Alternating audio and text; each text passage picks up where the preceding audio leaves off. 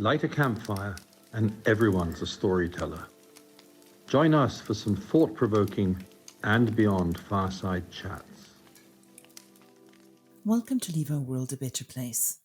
My name is Kasha, and today I'm speaking to Andrew Campbell, CEO of the Game Rangers Association of Africa. Andrew is here to describe the work done by these conservation professionals, as well as to tell us about some of the threats and challenges that they can face in the field and how we can support them. Hi, Andrew. Thank you so much for joining us. Hi, Cass. Nice to be here. Andrew, you're CEO of the Game Rangers Association of Africa, and you're here today to tell us a little bit more about what the GRAA is, what it does, and its latest projects. So, Cass, the Game Rangers Association of Africa was founded in 1970. So we're in our 51st year. So we've been around the block. It was basically at the time there was a group of rangers that got together concerned with the standards in the conservation industry and decided that a representative body for rangers was needed. So that's a little bit about our history, and it sort of sprung up in KwaZulu-Natal in South Africa, in Hluhluwe-Mfolozi area, in the parks there among some of the rangers that were working there. We're a body of professional rangers. Our membership goes the length and breadth of Africa, and we represented in about 25 different countries in Africa. We have rangers part of our membership, and they can range from what we would call field rangers, who are out in the field, undertaking patrols, and up to management level rangers who might be more on the sort of protected area management side of things. So a vast array of different people working in conservation. And we work across three pillars. One is to represent rangers and be their voice, so highlight challenges and issues that they might face on the ground.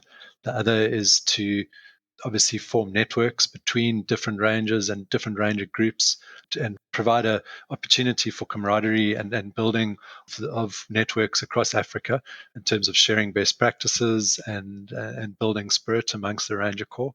And the other is, just to support the men and women on the ground. So we run various projects, to do with training and equipping rangers and providing insurance for rangers and things, and basically directing support to not only our membership, but to rangers in general. Let's talk about the term ranger first, because I know we have a lot of listeners from overseas, and there's a lot of terms out there that are fairly confusing. A ranger or a game ranger, a safari guide, all these terms that I think even within the industry, some people use fairly interchangeably. Can we kind of define for our listeners, when you say game ranger, what is it that you mean, and what exactly do these people do? So when we talk about rangers, we're referring to those involved in conservation management activities. The sort of technical description would be around ensuring territorial and biological integrity of a protected or conservation area. Interpretive guiding, obviously slightly different. And, in ecotourism, sometimes the different operators refer to their interpretive guides or their safari guides as rangers.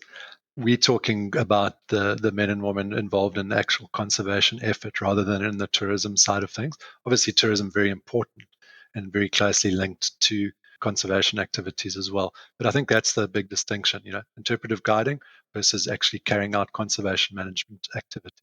Okay. So it's management of the land, management of the wildlife, anti-poaching, all of those activities kind of fall within the ambit of what a game ranger does. Yeah, and I think that's a huge, I guess, concept to come to grips with, was the different aspects of what rangers do. There's a huge diversity in their role in conservation. A lot of people will box them just in terms of the law enforcement and the anti-poaching role, but there's actually a lot more that rangers do in general conservation work. Things like wildlife monitoring, where you'd be tracking different wildlife species, checking on its well-being, game counts, game relocations and capture, erosion control, cutting out alien invasive species, fire management. So there's all these different community engagements.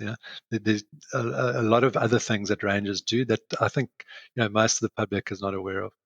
So you're talking about a very broad range of very specialized skills. And one of the things that you mentioned that you focus on is training. What kind of skills are we talking about that an average ranger would need, and what kind of training is provided? You spoke about setting standards. Are there uniform standards throughout Africa? Is this something that you're trying to sort of strive towards? What is the kind of situation there? In general, the training varies depending on the context in which a ranger is required to operate. So each park is obviously slightly different. We've got, according to the Mm-hmm. IUCN, there's over 8,500 protected areas in Africa. So it's very hard to have a one size fits all approach, and training really needs to be tailored to the specific context. There's some highly volatile areas. You look at places in DRC, Mali, West and Central Africa, where rangers are highly militarized, and for a good reason, because of the imminent threat that they're under when working in these parks. Coming up against militia groups Mm-hmm. cannot be taken lightly, and for the rangers' own safety, they need to be trained to be able to combat that. And in other areas, they might require a Mm-hmm. different set of skills. There are many parks where rangers are unarmed, for example, so the firearms training would not be pertinent to those areas.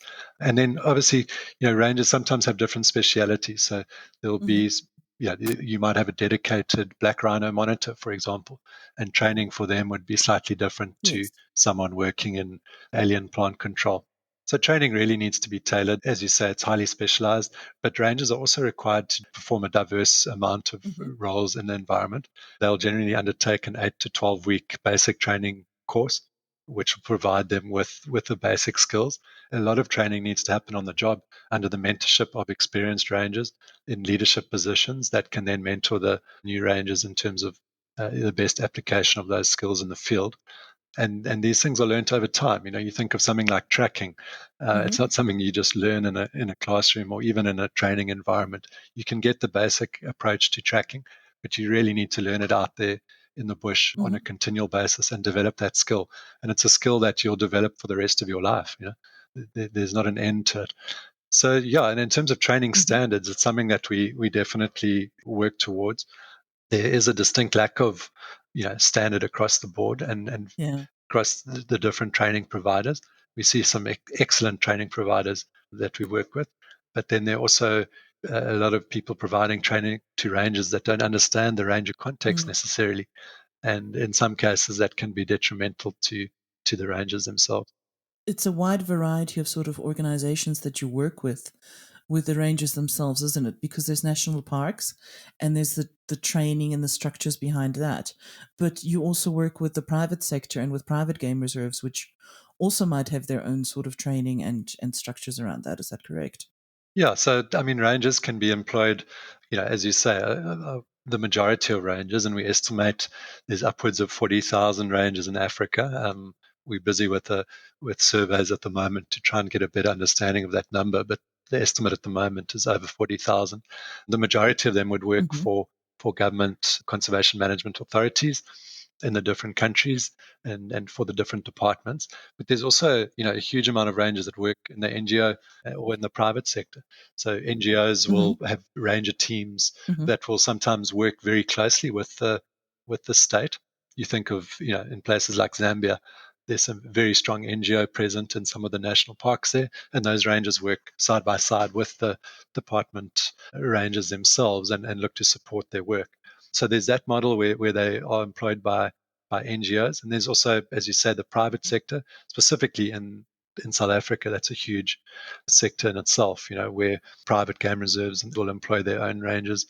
And then there's also, communities as well, where some rangers report directly into community resource boards and operate in sort of game management areas bordering national parks where the land is owned by communities. There's a wide variety of stakeholders, but essentially the skill sets and the standards required remain the same across the different employer groups. Yeah. Mm-hmm. So you already have this very complicated landscape of various countries, various authorities, various things that are involved. But to add complexity to that, Africa's conservation areas don't just include the land. There's also a variety of marine reserves, and they also need protection and looking after. What kind of a role do marine rangers play? Obviously, there's specialized skills involved. How does that work? And is it a growing area, or is it an area that you involve yourselves in as well?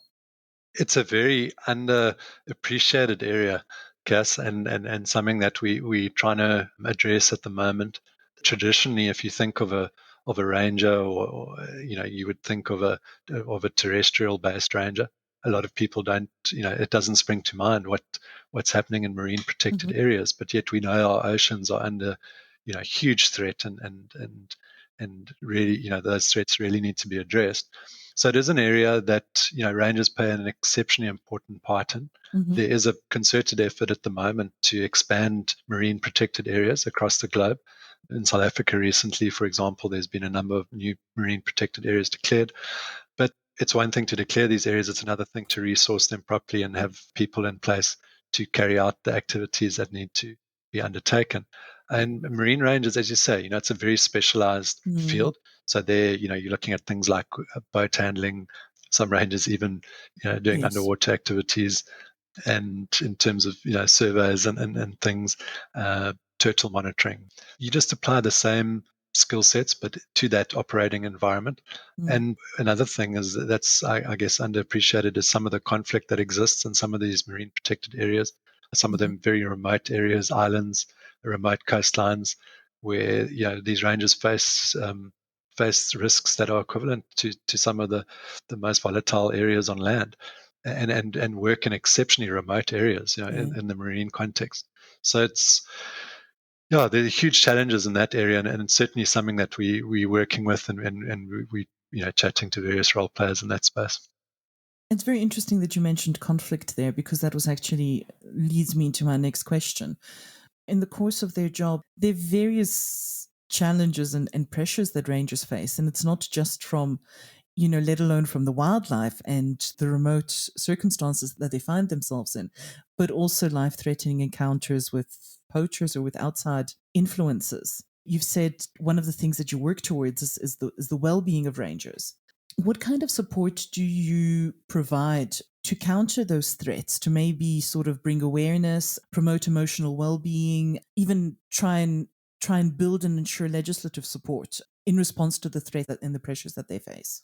Yeah, so Cass, I think there are a couple of things there. One is about bringing awareness to the threats faced by rangers, which is really the first step. I think in some ways there's a misconception of some of the threats that rangers face. For example, when it comes to conflicts, it's often thought of rangers being in conflict with poachers, as an example, whereas, as mentioned earlier, in a lot of areas it's in conflict with militia groups. I mean, I had a ranger from Congo come and stay with me a couple of years back, and he was talking about going on 25-man patrols up in the Congo and coming across armed groups of numbering over 500.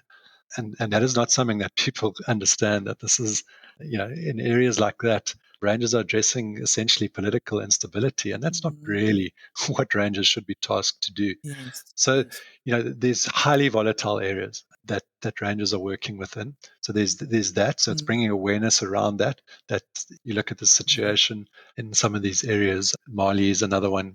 A lot of the West African countries and Central African, where there's huge amounts of political instability in these areas. So it's about bringing awareness to some of these threats, and obviously there are other threats as well, as you make mention of. You think of tropical diseases. Just the remote nature of where rangers work, brings about its own challenges, and that support is far away. It's not about popping into your local mediclinic to go and have a checkup. Sometimes it's days to get to the closest medical facility. So just the remoteness and the harsh environments that they operate in. Rangers can also spend a lot of time outdoors. We had a ranger killed a few years ago by lightning up in Mozambique. Rangers spending 2-3 weeks away from their bases on extended patrols. So this is it really is a harsh environment to work in, and that has its own threats. As you say, there's a threat of working alongside dangerous wildlife as well. So the first step is obviously building awareness around that, and hopefully through building awareness, you garner some support for the harsh realities of working in the front line of conservation. And secondly, then you need to start working to address some of these issues. One is through obviously training. So, for example, we run what we call our Ranger Care initiative, which focuses on training, remote first area aid training and equipment. So rangers must have the right equipment. They must have the right training to be able to deal with the realities of working in these areas. So if an accident happens, are they equipped and trained to be able to handle it? And in that way, you can help to ensure their well-being. And then also, so that's taking a proactive approach. And then there's also the reactive approach, which is necessary. So we developed alongside Saturn Insurance Brokers, we developed a ranger insurance product where over 1,500 rangers are now insured against accidental death, disability, and have a medical evacuation cover in place. And the reality is many rangers do not have even that basic facility in place. So that's a start. There's a lot more work to be done in that area, and it's something that we continue working on. And there's a project we're working on at the moment to try and expand that. So those are some of the things that can be done. Another thing is around mental well-being. So we've been involved in the past with ensuring post-traumatic event counselling with rangers. So rangers that have been in contact situations, making sure that they're properly debriefed, properly counselled in terms of what's happened, and ensuring the mental well-being. It's not always just about the physical well-being of rangers. We need to look after them in other ways as well. I think it's really interesting for me, that angle. Being a game ranger is a very specialized and skilled profession, but yet it seems to me as though that perception isn't out there. Is that something that you've had to battle against? Is it still thought of a glorious and interesting career, but maybe not entirely a professional one? Is that a perception that you come up against? There's a big drive at the moment that came out of the World Ranger Congress in 2019 in Nepal around professionalizing the industry. And that's not just in Africa, that's across the board. I mean, if you look at the goals that have been set internationally about protecting 30% of the planet by 2030, ultimately who's going to do that protecting? It's the rangers of the world. Absolutely. So we need to ensure that that it is professionalized, that the profession is standards are set and highly professionalized. As you say, highly specialized skills, and we really need to focus on that. I think people might not always understand the diversity of what rangers do and the crucial role that they play in conservation. But once that's explained, the amount of people tend to get behind them. They understand the importance of the people in conservation. And I think, in the past, there have been a lot of initiatives that focus on particular species. So, it might be save this species or save that species. The reality is none of those work if the people on the ground are not adequately resourced, motivated, trained, equipped, and supported. So we really should be focusing on the people in conservation, and they will take care of the species and the habitats and ecosystems that they work within. An investment in the rangers is really an investment in the future of the planet, because they're the people looking after it. Correct. Yeah, and the benefits are to all. It's not just about benefiting wildlife per se, which wildlife tends to obviously tug at people's heartstrings, and all of us can appreciate that. But rangers work.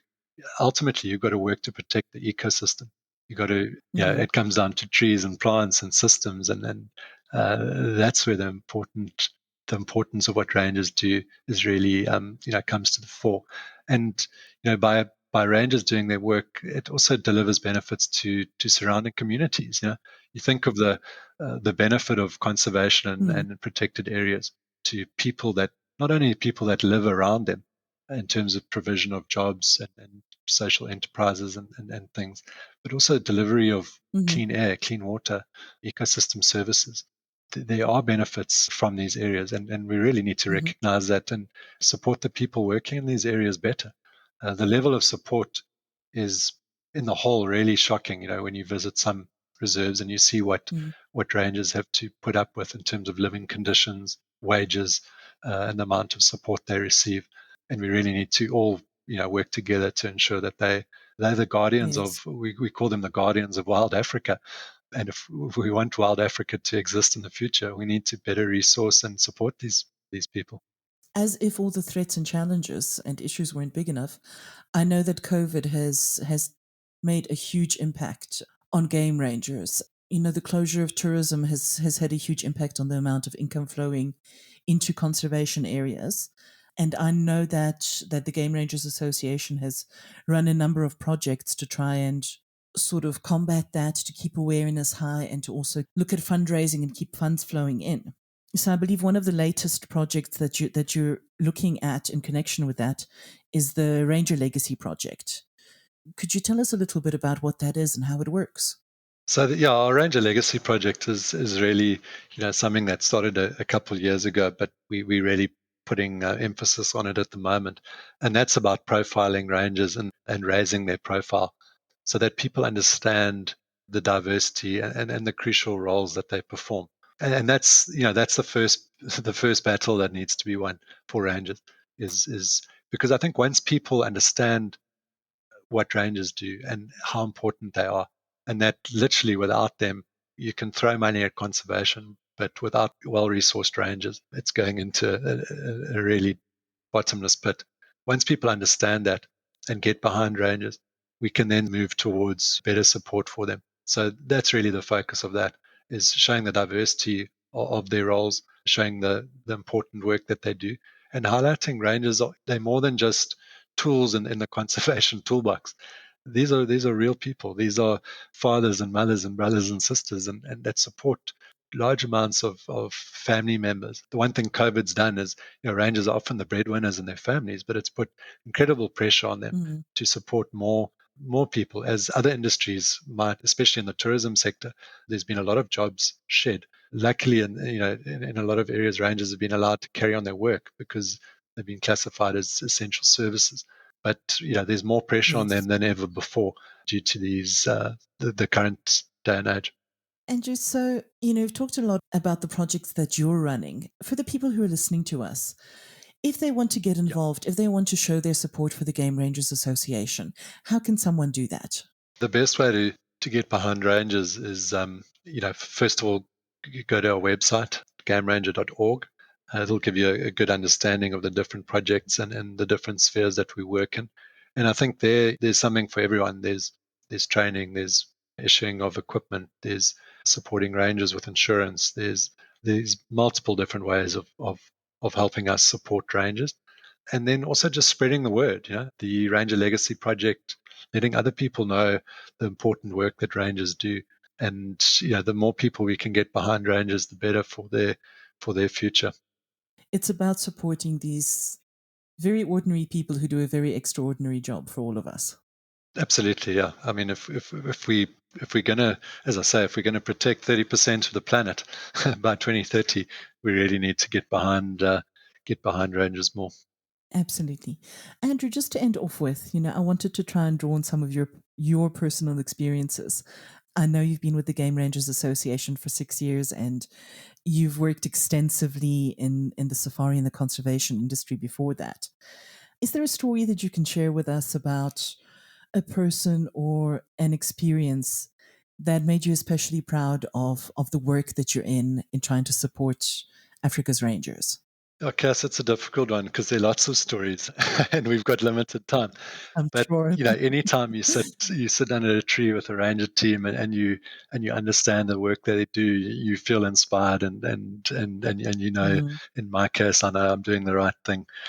I guess one of the big moments for me was back in 2018 after we conduct a park assessments where we go into different parks and we look at the needs of rangers and we try and establish sort of needs analysis of what's needed to better support them, and sometimes that can be relatively depressing because the needs are often huge, and when you mhm. understand the working conditions of some rangers, it can be disheartening. There's Yes. just so much to do, Hmm. and there's so little support in some areas, and you can become disheartened. And I guess I was in that phase of wondering, well, how on earth do we get on top Hmm. of this? There's just so much to do, and I had the real privilege of going up to Zimbabwe and visiting some rangers in the Mm. in the Save Valley Conservancy. They really were a shining light to me in terms of seeing what is possible. With, first of all, like I guess like any business or unit of people, but leadership. With the right leadership in place, amazing things can be done, and where the people are valued. And this particular group of rangers is led by a ranger called Bryce Clements up in Save Valley, and they do a fantastic job up there in extraordinary circumstances. Zimbabwe in itself presents many challenges, and in their conservancy, there's huge challenges of people, having been resettled into the park itself. Fences in a state of disarray, resources really scarce and hard to come by. But yet, here was a ranger unit that was probably one of the best units I've ever seen.